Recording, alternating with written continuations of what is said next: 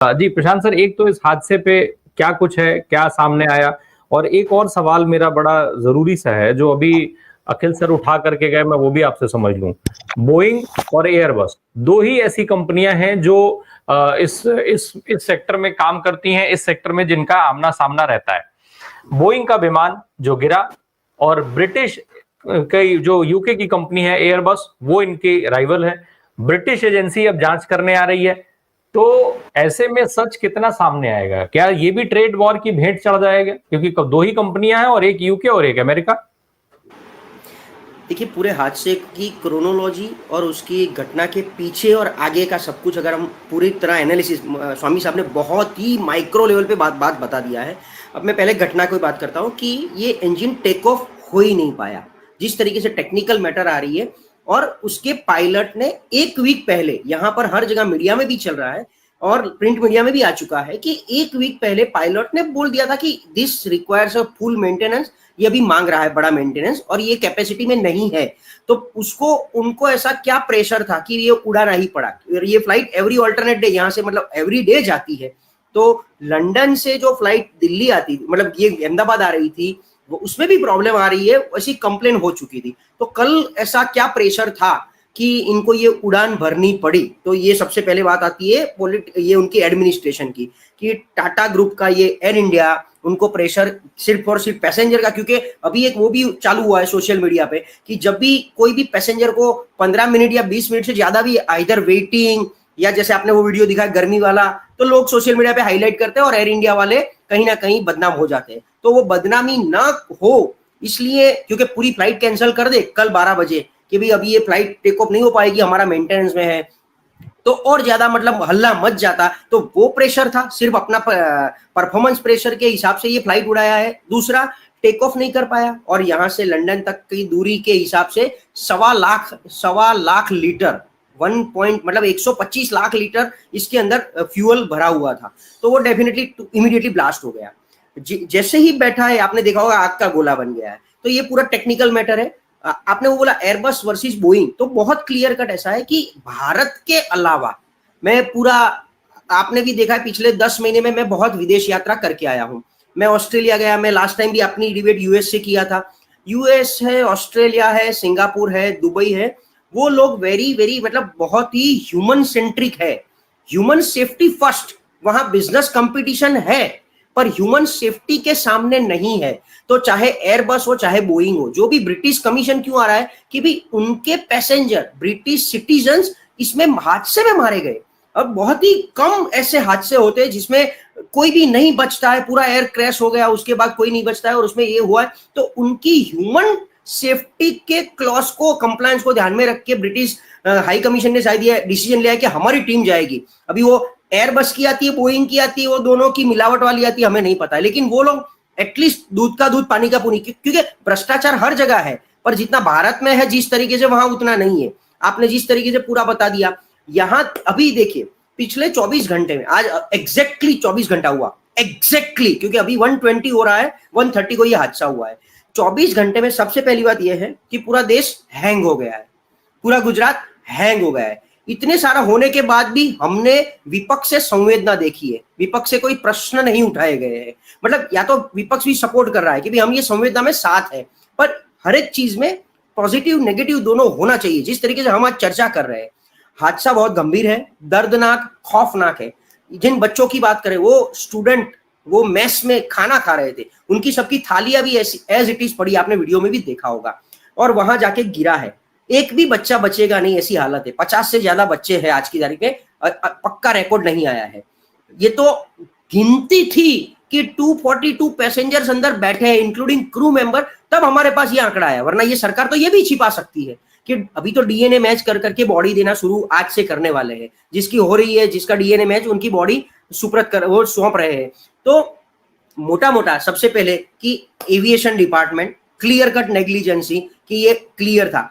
आपने जो वीडियो दिखा है वो पुष्टि नहीं कर रहे, लेकिन ये वीडियो कहीं ना कहीं एक वीक पहले का है कि जिसमें ये चल नहीं रहा था एसी ये वो, इसलिए पैसेंजरों ने भी हल्ला मचाया था।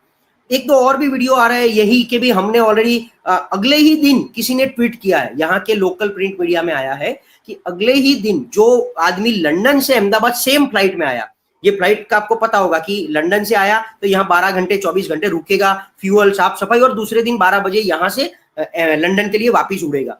तो ये ही फ्लाइट में इतने इतने क्लॉज, चैलेंजेस और मतलब आपत्तिजनक व्यवस्थाएं हैं जिसको ठीक करनी चाहिए, वो उसने ट्वीट किया हुआ है, वो वीडियो बनाया हुआ है। तो वो वीडियो के आधार पर भी कोई एक्शन नहीं लिया गया है। और आपको तो पता है, देखिए हमारे यहाँ एविएशन कुछ चीजें ऐसी है जहां सरकार का कोई नियंत्रण नहीं है, जैसे एजुकेशन में, एफआरसी में, एविएशन में।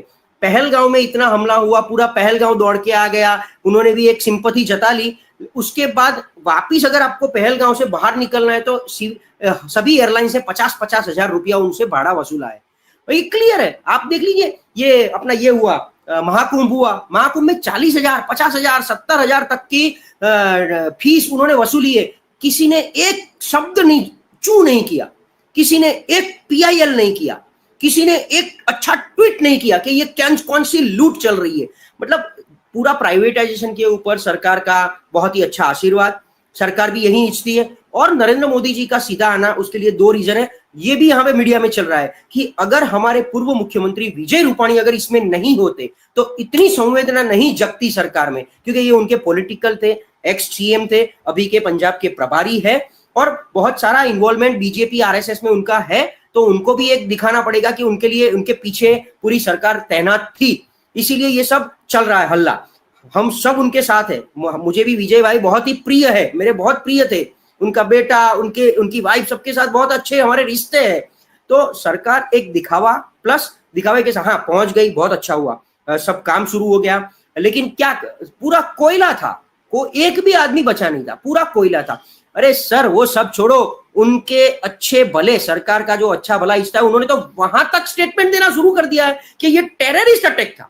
अभी साला इससे ज्यादा हाइट क्या हो सकता है ये देश में, कि उनके अच्छे भले लोग जो सरकार को क्लोज होना चाहते हैं, उन्होंने तो ऐसा बोल दिया कि शायद इसमें टेररिस्ट का भी एक संभावना हम देख रहे हैं, वरना तो ये हो ही नहीं सकता। अरे इंजन टेक ऑफ नहीं हुआ, पायलट ने खुद एक्सेप्ट कर लिया था, उड़ने के बाद ठीक 30 सेकंड में अगर हाईजैक होता, टेररिस्ट अटैक होता तो ऊपर हवा में होता, यहां होता 30 सेकंड भी नहीं हुआ है और बैठ गया है। मैं यहाँ ये नेगेटिव बात करना नहीं चाहता हूं, टेक्निकल खामी की वजह से ये पूरा हादसा हुआ है, टेक्निकल खामी होनी थी ऐसी संभावना व्यक्त की गई है पायलट के द्वारा, मेंटेनेंस के द्वारा। एक ही है, ये उड़ाने का प्रेशर किसको था, ये क्यों उड़ाया गया है, और अभी ये हो गया है तो उसके बाद गंभीरता क्या आएगी। सिर्फ बड़े बड़े शब्द लिखने से, सिर्फ 1-1 करोड़ अनाउंस कर देने से, टाटा ने अनाउंस कर दिया कि सबको हम 1-1 करोड़ दे देंगे पैसेंजर को, 1 करोड़ तो उनकी जिंदगी का मोल आ गया। तो मतलब मुझे भी आज मरना है तो 1 करोड़ में मरना है, ये तय हो गया मेरा और आपका कि हमें 1 करोड़ में मरना है। तो इसके पीछे जिम्मेदार, और आज तक मैं बोलता आया हूं कि इतने जितने मास मर्डर होते हैं उसके पीछे आज, अच्छा दूसरी बात, कोई हादसा अगर हो जाता है तो सरकार SIT बना के FIR और जांच की बात करती है, अभी तक एक भी FIR दर्ज की नहीं गई है। तो क्या स्वामी साहब आप तो एक्सपीरियंस हो, मुझे बताइए 24 घंटे के बाद क्या इसके ऊपर कंप्लेन या लीगल एक्शन या वो सब सरकार की एक बेसिक रिस्पॉन्सिबिलिटी नहीं है, जिम्मेदारी कि इसके ऊपर कुछ होना चाहिए। पहले ये कैजुअलिटी, पहले रिलीफ वर्क, पहले सबको अच्छी तरह मतलब बॉडी को बॉडी से मिला दो, कोई अगर गंभीर घायल है तो उसकी दवाइयां कराई दो, उसके फैमिली को एक सिंपैथी दे दो, ये सब हो गया। लेकिन सरकार सिर्फ उसके ऊपर ही नहीं बैठी होनी चाहिए ना, पैरेलल भी काम चलना चाहिए। एक भी FIR दर्ज नहीं हुई है तो मैं, अगर मेरा कोई परिवारजन होता तो मैं सीधा टाटा के ऊपर, सीधा पायलट के ऊपर और सिस्टम के ऊपर ये FIR क्यों दर्ज नहीं कर सकता हूं, ये मेरा क्वेश्चन है आप सबको है, सभी गुणीजनों को, कि मैं कहीं गलत हो सकता हूं, कि मेरी सोच गलत हो सकती है, पर क्या लीगली ये देश के संविधान के हिसाब से क्या मुझे ये हक है मेरे पास कि मेरा परिवारजन गया है इतना क्लोज तो मुझे क्या मिलेगा सरकार से, संविधान से, सिस्टम से, इस देश के नागरिक होने के लिए मुझे क्या मिलेगा। जिस तरीके से स्वामी साहब ने बताया कि ब्रिटिश कमीशन इतना एक्टिवेट हो गया कि वो खुद आके जांच करने वाले हैं, तो उन्होंने वो संवेदनशीलता बेखूबी निभाई कि वो लोग आ रहे हैं। हमारे मोदी साहब ने चलो संवेदनशीलता दिखा दी कि वो ग्राउंड पे आ गए, क्योंकि गुजरात उनका है, ये गुजरात के लिए आंसरेबल है। विजय रूपाणी उनके खुद के थे, मुख्यमंत्री थे हमारे, तो उनके लिए एक संवेदना व्यक्त करने के लिए वो ग्राउंड पे आ गए। हमारे मुख्यमंत्री इमीडिएटली पहुंच गए, सब लोग ने अपना अपना प्रोग्राम कैंसिल करके आ गए। पर ये जो पूरा हुआ है उसमें क्या सिस्टम का कोई दोष ही नहीं है? हर बार पैसेंजर को सिर्फ मगर के आंसू रोना और फिर मतलब भूल जाना वाली बात है। पिछले 3 साल में कितने कांड हुए जिसमें ऐसे मास मर्डर हुए, 50 से लेके 400 तक लोग मारे गए हैं। तो सरकार अपनी नैतिकता के आधार पे कोई जिम्मेदारी उठाने के लिए रेडी नहीं है। जी, थैंक यू।